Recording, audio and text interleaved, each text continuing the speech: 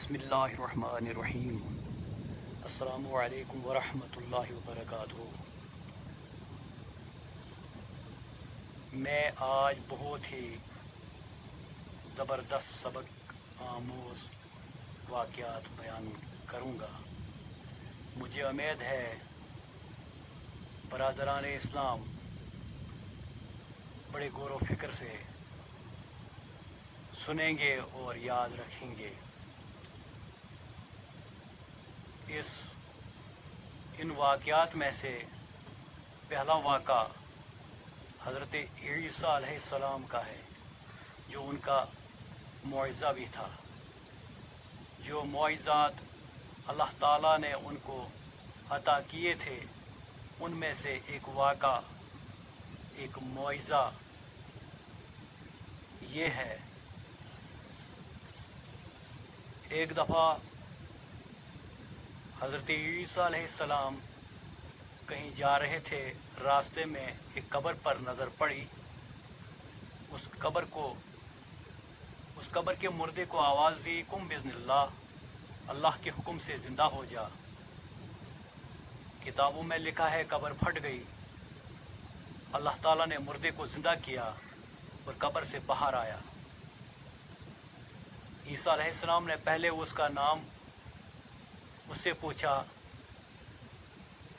جب اس کا نام پوچھا، اس کے بعد یہ پوچھا، بتاؤ آپ کے ساتھ کیسا معاملہ رہا؟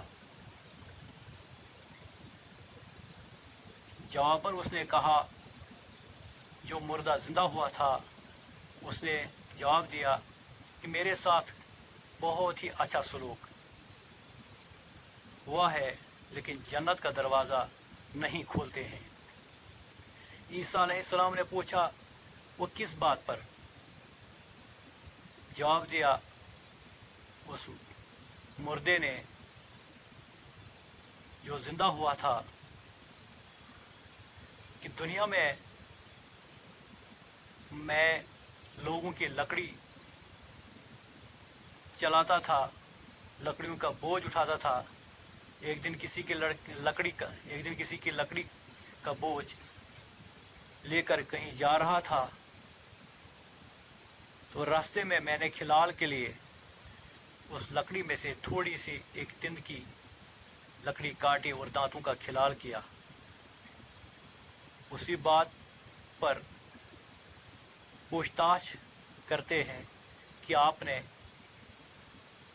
بغیر اجازت کے وہ لکڑی کھلال کے لیے کیوں کاٹی تھی؟ دوسرا ایک واقعہ ہے، وہ کوئی بزرگ بہت ہی نیک دنیا سے گزر چکا تھا۔ کسی دوسرے بزرگ نے اس کو خواب میں دیکھا تو پوچھا، بتاؤ آپ کے ساتھ کیسا سلوک رہا ہے؟ اس نے جواب دیا، میرے ساتھ اچھا سلوک کیا جاتا ہے، لیکن جنت کا دروازہ نہیں کھولتے ہیں۔ پوچھا، کس بات پر؟ جواب دیا، جب میں دنیا میں تھا تو میں نے کسی کے گندم کے ڈھیر سے ایک گندم کا دانہ اٹھایا تھا، منہ میں ڈالا تھا، چبا کر واپس پھینکا تھا، ڈھیر پر کھایا نہیں تھا۔ لیکن پوچھتے ہیں کہ بغیر اجازت وہ کیوں اٹھایا تھا؟ ایک اور واقعہ ہے ایسا ہی، ایک اور بزرگ کا، کہ کسی بزرگ نے دوسرے بزرگ کو بھی جو دنیا سے گزر چکا تھا اس سے پوچھا خواب میں، آپ کے ساتھ کیسا معاملہ رہا؟ اس نے بھی بتایا کہ میرے ساتھ اچھا سلوک کیا جاتا ہے، لیکن جنت کا دروازہ نہیں کھولتے ہیں۔ اس نے پوچھا، کس بات پر؟ جواب دیا، میں دنیا پر جب زندہ تھا تو میں نے پیشاب سکھانے کے لیے کسی کے دیوار سے مٹی اٹھائی تھی، تو وہی سوال ہوا کہ بغیر اجازت آپ نے وہ مٹی کیوں اٹھائی تھی؟ جو لوگ